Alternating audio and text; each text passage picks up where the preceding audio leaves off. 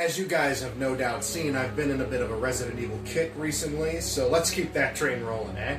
Paul W.S. Anderson's Resident Evil movies are a bit of a mixed bag when you discuss it with other fans. Some would say, yeah, they're pretty bad, but they're so over the top that there's some fun to be had, while others claim that these are in fact some of the worst video game adaptations ever conceived by man.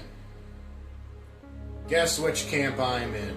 For 14 years, these stinkers have plagued the fandom, and when the final chapter finally came out, there was a collective sigh of relief so loud you could hear it worldwide.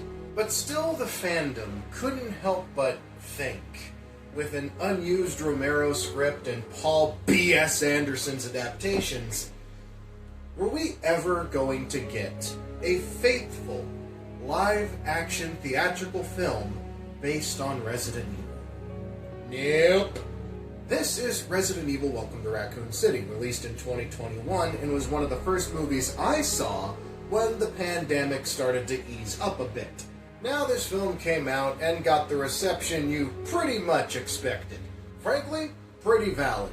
But the thing about Welcome to Raccoon City, to me, is that unlike the Paul B.S. Anderson movies, this one suffers from the opposite extreme. Where B.S. Anderson's movies suffered from not utilizing enough of the games, Welcome to Raccoon City suffers from utilizing too much. The film is like a Frankensteinian monstrosity. Like they took the plots from Resident Evil 1, 2, and 3, threw them into a blender, and hit puree. Appropriate, since this whole movie feels like one giant sludgy mess. An over-bloated cast trying to fit in every Resident Evil character they possibly can into this stinker. A plot so bloated you'd swear it died in a creek somewhere.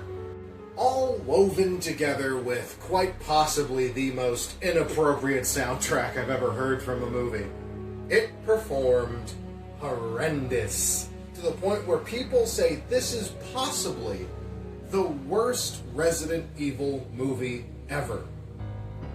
Have you seen the rest of these? I'm not going to pretend this movie's good or anything, but it's a hell of a lot better than that shit. I'd also like to say that I am excited for Kreger's Resident Evil, mainly because I love the fact that there are no characters from the game showing up. From having characters nerfed just so the Mary Sue looks good to having characters betrayed horrendously, I'd rather just not have them at all.